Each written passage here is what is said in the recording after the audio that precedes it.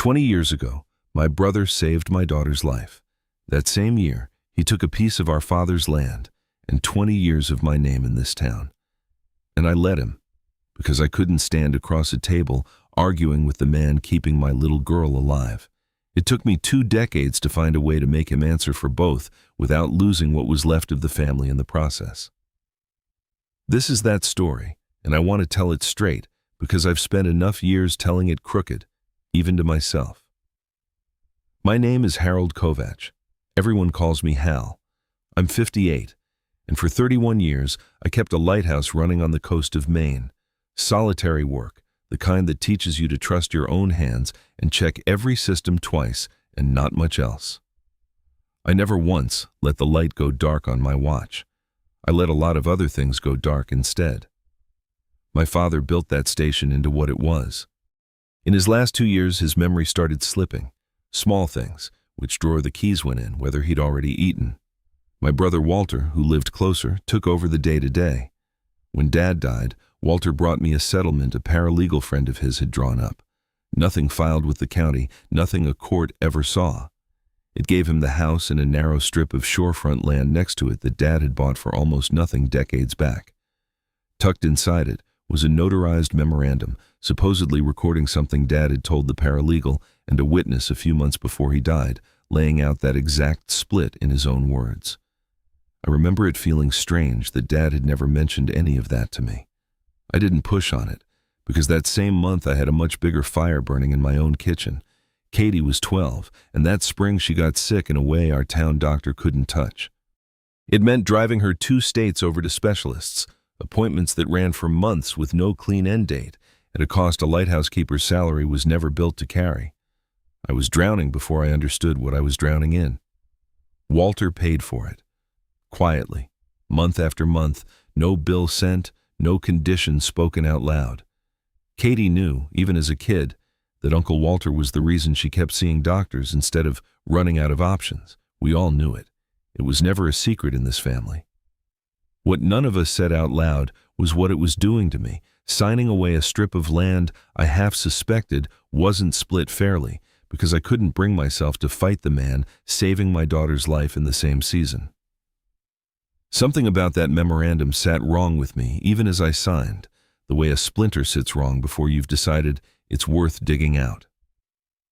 A few weeks later, I drove to a law office near Rockland and asked a man named Dennis Alvarado what I'd actually signed.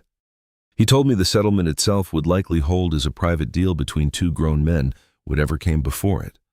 But if the memorandum was fabricated, if the witness listed on it hadn't really been there, that wasn't just an unfair split. That was a forged legal document, and documents like that get logged somewhere whether anyone remembers to look or not. I didn't have the stomach to go looking. Walter was still paying doctors 2 states away for a girl who wasn't fully out of danger yet, and I didn't know how to pull on that thread without it costing her the one thing keeping her alive. So I put it away and told myself I'd deal with it once she was better. She got better. I still didn't deal with it. Some doors get easier to leave shut the longer you leave them. What I didn't know for 20 years was that Walter had also spent those same months quietly telling people he'd had to step in because I'd tried to push my own version of the will through first. Never a formal accusation, just enough, to enough people, for long enough, that by the time I noticed how the town had started looking at me, I couldn't have told you when it began. Katie grew up inside that shift. Holidays got smaller. Walter's kids stopped coming to her birthday parties around 15, and nobody explained why. By 19, she'd absorbed enough of the town's version to ask me straight out, in the kitchen, "He saved my life, Dad. Did you really try to cheat him out of the house?" That one landed harder than any version of the question I'd braced for. I didn't have a clean answer. The truth was tangled, a private settlement I half doubted, signed by a man too grateful and too broke to fight it. And it came out of me clumsy and defensive. She didn't fully believe me. I don't think I explained it well enough for anyone to. That conversation didn't end anything between us. It just became one more brick in a wall that had been going up for years. Shorter calls, smaller visits, a politeness where there used to be ease. Walter and I kept a working peace of our own. We'd nod at Thanksgiving and split even at holidays, the way brothers do when neither one wants to be the one who says the hard thing. Then the state turned the old station into a maritime museum, and with it came word that an inn company had been courting Walter for over a year about that same strip of land, wanting to build a guest cottage to catch the museum traffic. What had been worth a used truck 20 years back was suddenly worth something closer to a small house outright. I learned about that deal later. At the time, all the museum project gave me was a reason to finally open my father's old sea chest, sitting in my basement since the week he died, one of those things you can't touch right after somebody's gone, and then a week turns into 20 years without you ever deciding that on purpose. In among the folded charts in a coffee tin of old fishing lures was a small, unmarked envelope. I remembered it. Dad had handed it to me himself, maybe 8 months before he died, and said, "Hold on to this for me, Hal, just in case." I never asked in case of what. I put it away and let it become one more thing I didn't have the heart to open. Inside was a single key and a paper tag from a bank 2 towns over. Safe deposit box. I told Katie what I'd found, not because I needed her help, but because I didn't want her hearing about any of this secondhand a second time in her life. She turned the key over in her fingers. 20 years, just sitting in a drawer. I know. "Why didn't you ever open it?" "Because opening it meant maybe finding out I'd given something up I didn't have to," I said. "There's more to it than that. I'll tell you the rest once I know what's actually in here. Some of it isn't only mine to explain." She let that sit without pushing on it. She'd learned, same as I had, that some doors in this family get walked up to slowly. The bank still had the box on record, forgotten fees and all. It took an afternoon of paperwork, proof I was his son, a death certificate, a notarized statement, before they'd let me in. Inside was a will, real and properly witnessed, dated 4 years before Dad died, back when his mind was still entirely his own. It split the house and the shorefront lot evenly between Walter and me. Underneath it, folded separately, was a photocopy of the exact memorandum Walter had shown me 20 years earlier, the one claiming Dad's spoken wishes, witnessed by a man named Earl Prue. Dad must have gotten his hands on the paralegal's copy somehow before he died, seen what it actually said, and understood exactly what it meant, because clipped to it was a short letter in his own handwriting. "Hal, if you're reading this, it means I never got around to telling you both myself. Which probably means my head started going before my nerve did. I found this page after the fact, and I don't believe I ever said a word of what's written on it to any witness, let alone this Earl Prue. I always meant for this place to be shared, land and all. Whatever your brother tells you, don't let him carry all of it, and don't let him carry none of it either. Split it fair. Dad." I sat in that bank's back office and read it a dozen times, not triumph. Something closer to grief arriving 20 years late.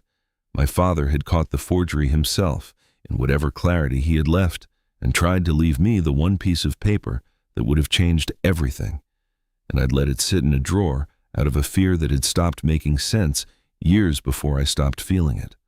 I brought both documents to Dennis Alvarado the next morning. Retired now, but he remembered the shape of the case once he saw the memorandum again on paper, Earl Prue's name printed right there in the witness line. A contact of his with access to old county notary logs made one call. 2 days later, he had an answer. Earl Prue had been out of state that entire week, visiting a daughter in Ohio, according to records his own family had kept for an unrelated tax matter years back. Whoever had stood in that room, it hadn't been him. "That's not an unfair settlement anymore," Dennis told me. "That's a forged notarization on an estate document. I'm not telling you to go to the police. I'm telling you that you're not walking into that room with nothing but hurt feelings this time." I sat with it a few days before I called Walter, the way I'd learned to sit with hard things, slow, methodical, because a lighthouse that skips one check can fail the one night it matters. I wanted 3 things and wrote them down so I wouldn't talk myself out of any of them.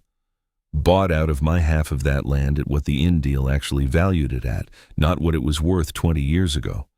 The museum told the real story behind their family exhibit before the reception, and Walter, not me, telling Katie and his own kids the truth, in a room, out loud. We met at the station, in the lamp room, 2 days before the museum's opening. He read the letter and the memorandum both, and something went out of his face on the second pass. "He never told me he'd caught it," Walter said. "I don't think he told either of us. I think he meant to, and ran out of time. You want the land now, with a hotel company sniffing around it? I know about the inn deal," I said. "I don't want to stop it. I want my half of what it's actually worth, and I want you to stop letting people believe I was the one who tried to take something that wasn't mine, because that story's the only part of this that was ever a lie. You went and got a lawyer. 20 years ago, too, right after Dad died," I said. "Didn't do a thing with what he told me back then, because you were paying for a girl's specialist that same spring, and I couldn't stomach picking a fight with the man doing that. I've never said that out loud to you before now. This week I brought him Dad's copy of that memorandum instead of just my memory of it, and he had someone check on Earl Prue. Earl was in Ohio the week this page says he watched Dad sign it. So whatever this is, it isn't what it claims to be, and that's a different conversation than two brothers arguing over a will." Walter didn't answer for a long moment. "You think I forged that?" "I think somebody did, and it wasn't Dad, and it wasn't me. I'm not asking you to confess to me right now. I'm telling you what I know and what happens to it if this stops being something the two of us settle quietly." He sat down hard on an overturned crate. "I told myself I'd earn that land," he said. 2 years driving him to appointments, a year covering doctors 2 states over, so your kid didn't die on my watch too. I told myself that made the paper fair, even the parts of it I never looked at close enough to question. "Maybe some of it should have been fair," I said. "That's a conversation we could have had honestly 20 years ago, instead of you deciding the shape of it alone and making sure I owed you too much to ever ask. Because that's what it was, wasn't it? Not just help. Something that made sure I'd never fight you." He didn't deny it. That was its own kind of answer. "What happens now, he asked. "You buy out my half of the land at the number the inn people have offered you. I want to see the paperwork, not just your word. You come with me to the museum board and tell them the exhibit needs fixing, in your own words. And then you sit down with Katie and your own kids and tell them the truth Dad wrote down, not the version you've let run for 20 years. In front of my own children. In front of the people it actually happened to," I said. "I could have handled this the way you handled it.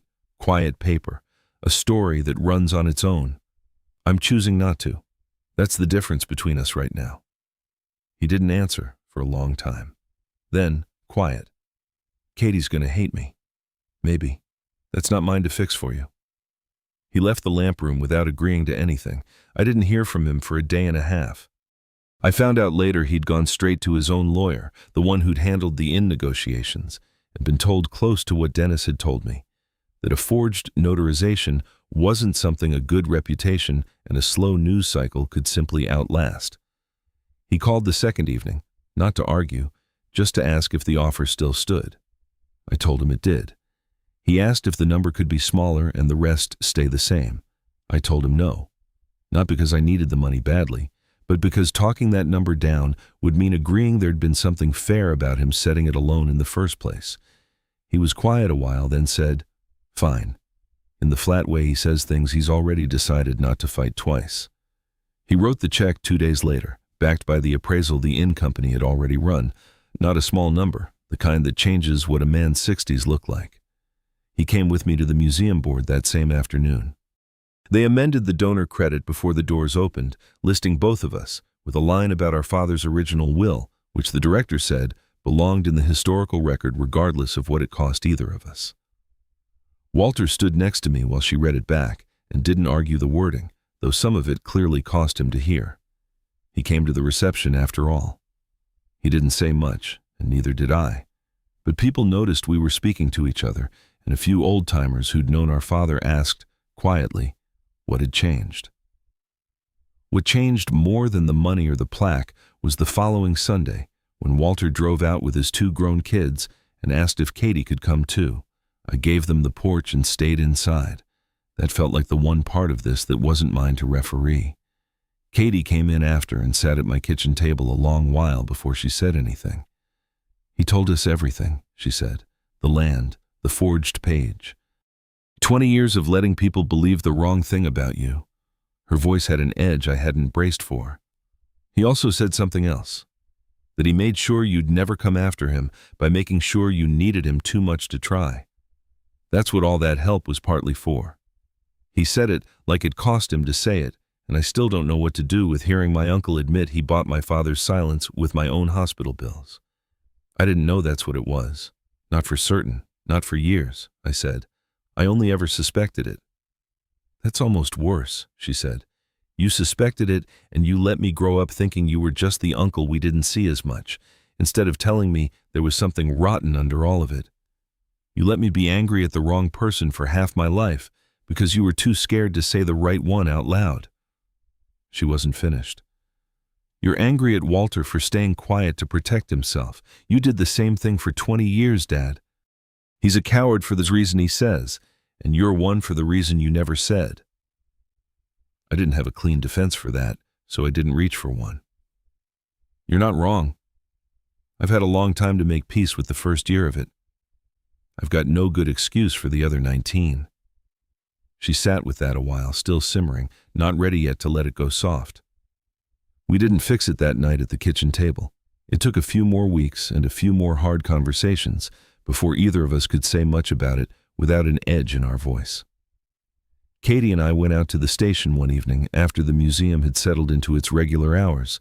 No crowds, no reception, just the two of us and a docent locking up for the night.